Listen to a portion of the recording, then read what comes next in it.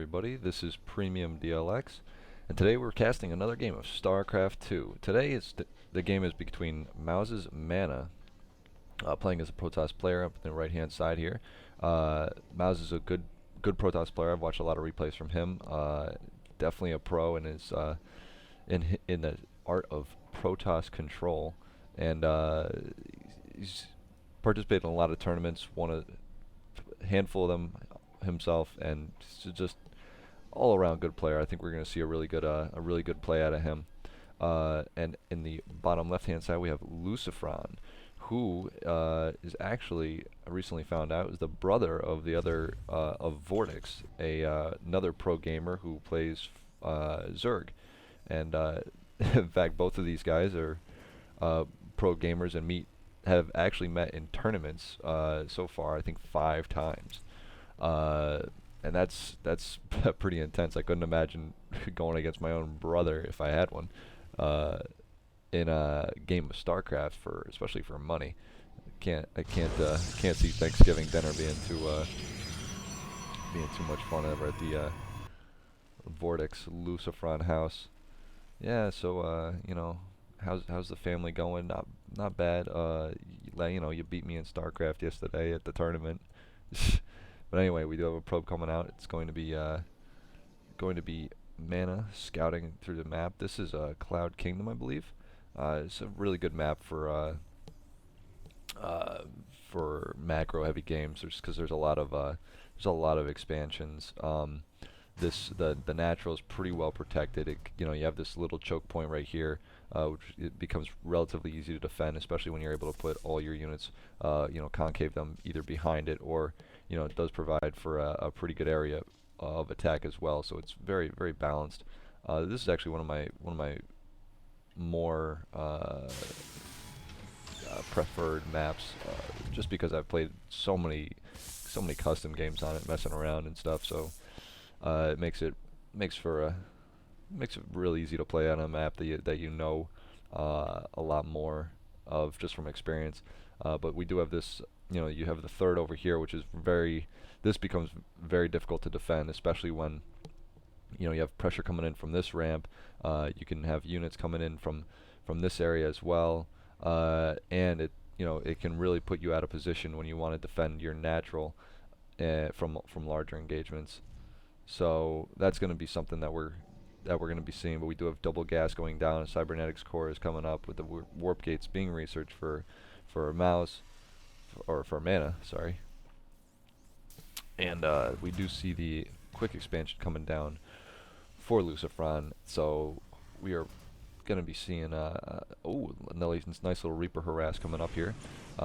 Probably going to be able to kill some probes. He doesn't really have anything at this point. We do have a Stalker just coming out, and that's going to be denying it. Ooh, just in time. That Stalker says, "Nah, you gotta bounce, dude. That's not going to happen up in here." But that's definitely going to be.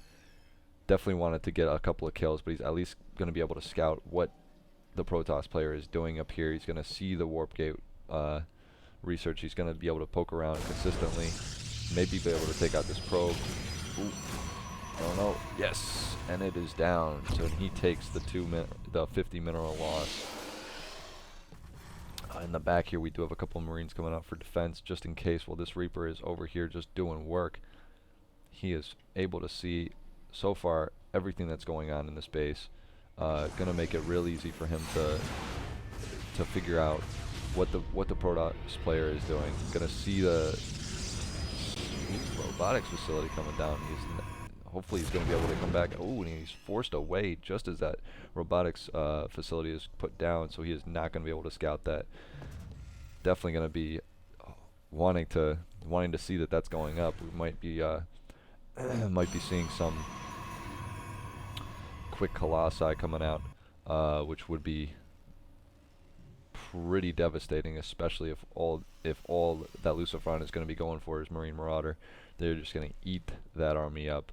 But this mothership core better watch out that it doesn't overextend itself, because these Marines are running directly up to it. Whoa!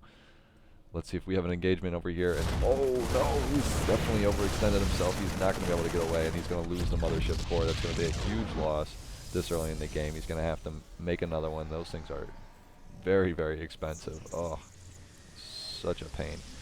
Always hate losing units like that. And we do have the Forge coming up in the back over here for upgrades coming out. We have a Sentry, Zealot, and this... Oh, the Reaper is back. He says, I need to know what's going on. And there we have it. He's going to be able to see everything that's going on in the base. Is he going to be able to make it out with his life? It looks like he might. And no, he's definitely not. He's running right into an ambush. Oh, boom. Ooh. Watch that first step. It's a doozy. But looks like Lucifron is getting the defenses up. He's got one research on the way, or at least one attack, and the stim pack is now being researched. We have a factory as well being put down. So this is shaping up to be some tricky play. I don't know what this is going to be leading to. Hopefully a Stargate, and there it is. The Stargate's put down. He is going to be getting the reactor rather than the tech lab. I always forget the names of these two things. Reactor and the tech lab. Anyway, probably going to be seeing Widow Mines, which is going to be Marine Marauder Widow Mine, but I've not seen any Marauders yet, which may be just a matter of choice, or you might be just going straight Marines, and we'll see what happens. But we do have the Stargate being put down over here, right in the back, and that's going to be able to. We have the Oracle, so hopefully Lucifron is able to either spot this or get up a little bit of anti-air just to take that out, because getting an Oracle behind the mineral line is just absolutely devastating. I mean, during ladder games, if you don't prepare for it and you find your army out of position, then Oracle can quickly rack up numerous casualties. So he's definitely going to have to watch out for that, but we do have 3 warp gates over here, 4th and a 5th going down right now. So he's going to be being able to warp in a lot of units real soon. And we do have a 3rd base now going down for both players. Lucifron's is completely up and running. We have mules, SCVs, and so far these guys are looking real good on the income tab. Protoss player is a little bit behind, so he's going to want to get that 3rd up and running. But we do have the Oracle moving into position here. The army is overextended, is out in the middle of the field, and he is just going to be able to get a ton of kills if he doesn't spot this soon. 1, 2, 3, 4, 5, 6. Oh, and he is going to be attacking the base. Oh, he's going to have to. Lucifron's going to have to move his entire army back. Oh, is it going to get taken out? Oh, it makes it just through. This is some pro micro right now. He's going to be able to see that there's another base going up, but that missile turret's just about to finish, and it's going to take it down. Oh, no, the Oracle. 2nd Oracle was about to come in, but it looks like it's going to have to say no today. I don't know what the hell that was. It sounded a little bit Australian. But we do have the Lucifron is moving out with his army. He's going to be pressure in this 3rd base.